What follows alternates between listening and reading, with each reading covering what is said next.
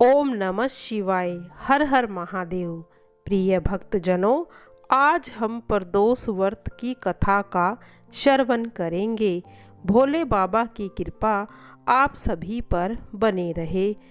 प्रिय भक्तजनों, आप हमारे चैनल को सब्सक्राइब जरूर कीजिएगा।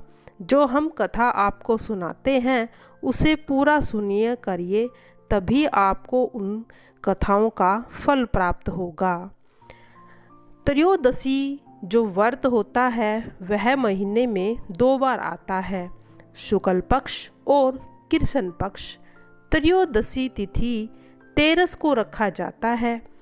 त्रयोदशी तिथि की सायकाल को प्रदोष काल होता है और इसीलिए इसे प्रदोष व्रत भी कहते हैं। यह व्रत महादेव और पार्वती को समर्पित है। इस व्रत को भी बहुत प्रभावशाली माना जाता है। प्रदोष व्रत में महादेव का पूजन प्रदोष काल में किया जाता है। वैसे तो त्रयोदशी तिथि ही भगवान की शिव की पूजा करने के लिए सबसे श्रेष्ठ मानी गई है, परंतु प्रदोष के समय में शिव जी की पूजा करना और भी लाभदायक होता है। प्रदोष काल सूर्य अस्त के 1.5 घंटे बाद तक माना जाता है। इसके अलावा प्रदोष काल को खास तौर पर महादेव का पूजन किया जाता है, व्रत रखा जाता है और प्रदोष काल में विधि विधान से महादेव का पूजन करने से महादेव की कृपा आप सभी पर बनी रहती है। अब पूजा विधि। प्रदोष व्रत करने के लिए मनुष्य को त्रयोदशी के दिन प्रातः सूर्य उदय से पूर्व उठना चाहिए। नित्य कर्मों से निवृत्त होकर भगवान भोलेनाथ का स्मरण करें। इस व्रत में आहार नहीं किया जाता। पूरे दिन उपवास रखने के बाद सूर्य अस्त से 1 घंटे पहले स्नान और श्वेत वस्त्र धारण किए जाते हैं। पूजन स्थल को गंगा जल से स्वच्छ कर शुद्ध करने के बाद गाय के गोबर से लीपकर मंडप तैयार किया जाता है। अब इस मंडप में 5 रंगों का उपयोग करके रंगोली बनाई जाती है। प्रदोष व्रत की विधि आराधना के लिए कुशा का आसन का प्रयोग किया जाता है और इस प्रकार पूजन की तैयारी करके उत्तर पूर्व दिशा की ओर मुख करके बैठें और भगवान शंकर का पूजन करना चाहिए। कहते हैं पूजन करने के बाद आपको ओम नमः शिवाय का जो मंत्र है उनका जाप 108 बार तक करना चाहिए और महामृत्युंजय का जाप भी अवश्य करना चाहिए। अब सुनते हैं कथा। कहा जाता है कि समुद्र मंथन के दौरान जब हलाहल विष निकला था तो सृष्टि को बचाने के लिए उस भयंकर विष को पी लिया था। जो विष इतना असरकारी था कि उसे पीने के बाद महादेव जी का जो कंठ था वह नीला पड़ गया था और विष के प्रभाव से उनके शरीर में असहनीय जलन होने लगी थी। तब देवताओं ने जल बेलपत्र वैराग्य से महादेव की जलन को कम किया था। जिस समय ये घटना घटी उस समय त्रयोदशी तिथि थी और प्रदोष काल था। संसार को विष के प्रभाव से बचाने के बाद देवताओं ने इसी प्रदोष काल में महादेव की स्तुति की थी। प्रसन्न होकर महादेव ने तांडव किया था। तभी से हर त्रयोदशी तिथि को प्रदोष काल में महादेव के पूजन की परंपरा चलती आ रही है और इस दिन रखा जाने वाला व्रत प्रदोष व्रत के नाम से प्रसिद्ध हो गया। एक पुराण की कथा के अनुसार भी चंद्रदेव जब अपनी 27 पत्नियों में से सिर्फ एक रोहिणी से ही सबसे ज़्यादा प्यार करते थे और बाकी 26 को उपेक्षित रखते थे, जिसके चलते उन्हें श्राप दे दिया गया था। उन्हें कुष्ठ रोग हो गया था। ऐसे में अन्य देवताओं की सलाह पर उन्होंने शिव जी की आराधना की और जहाँ आराधना की वहीं पर एक शिवलिंग स्थापित किया। शिव जी ने प्रसन्न होकर उन्हें न केवल दर्शन दिए बल्कि उनका कुष्ठ रोग भी ठीक कर दिया था। चंद्रदेव का एक नाम सोम भी है।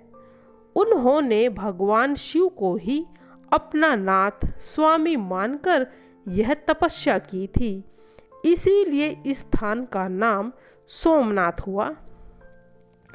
अब सुनते हैं कथा।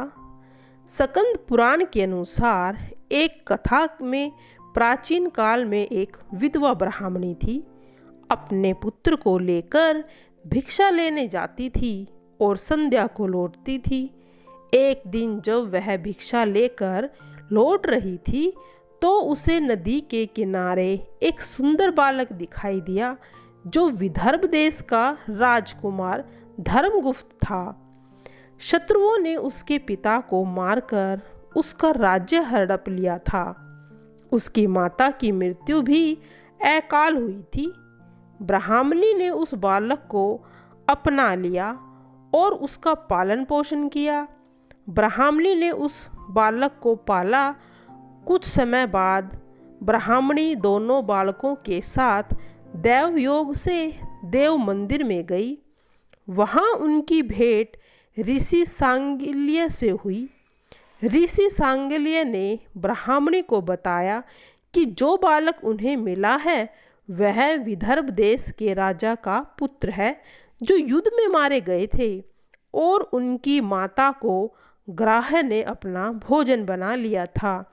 ऋषि सांगिल्य ने ब्राह्मणी को प्रदोष व्रत करने की सलाह दी। ऋषि की आज्ञा से दोनों बालकों ने भी प्रदोष व्रत शुरू कर दिया था। एक दिन दोनों बालकों ने वन में घूम रहे थे, तभी उन्हें कुछ गंधर्व कन्याएं नजर आई। ब्राह्मण बालक तो घर लौट आया, किंतु राजकुमार अंशुमती नाम की गंधर्व कन्या से बात करने लगा।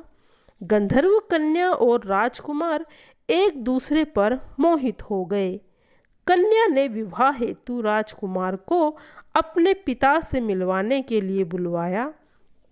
दूसरे दिन जब वह पुनः गंधर्व कन्या से मिलने गया तो गंधर्व कन्या के पिता ने बताया कि वह विदर्भ देश का राजकुमार है। भगवान शिव की आज्ञा से गंधर्व राज ने अपनी पुत्री का विवाह राजकुमार धर्मगुप्त से कर दिया। इसके बाद राजकुमार धर्मगुप्त ने गंधर्व सेना की सहायता से विदर्भ देश पर पुनः अपना आधिपत्य बना लिया।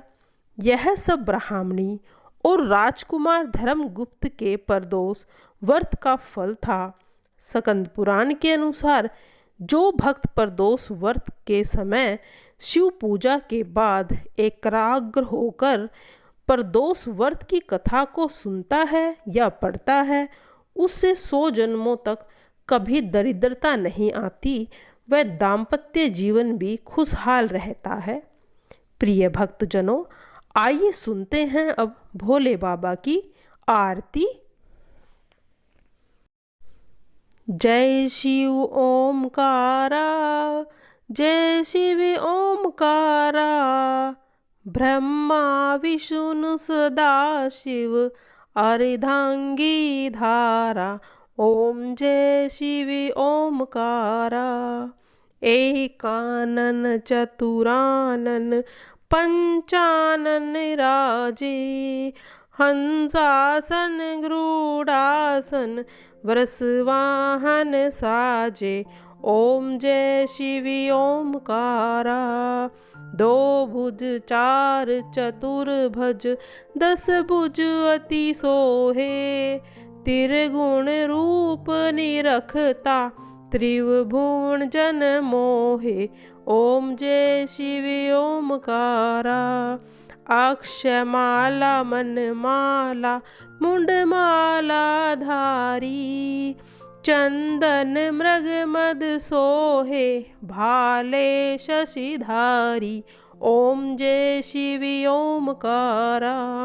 श्वेतांबर पीतांबर बाघांबरी अंगे सनकादिक ब्रह्मादिक भूतादिक संगे। ओम जय शिवी ओमकारा। करके मध्य कमंडल चक्र त्रिशूल धरता जग करता जग भरता जग पालन करता। ओम जय शिवी ओमकारा। ब्रह्मा विष्णु सदाशिव जानति अविवेका प्रणयाक्षर के मध्य ये तीनों एका। ओम जय शिवी ओमकारा। काशी में विश्वनाथ विराजे नंदो ब्रह्मचारी नित उठी भोग लगावत महिमा अति भारी। ओम जय शिवी ओमकारा। त्रिगुण स्वामी जी की आरती जो कोई नर गावी कहत शिवानंद स्वामी कहत हरि हर स्वामी मन वांछित फल पावे। ओम जय शिवी ओमकारा। भजी शिवी ओमकारा। जय भोले बाबा तेरी सदा ही जय हो।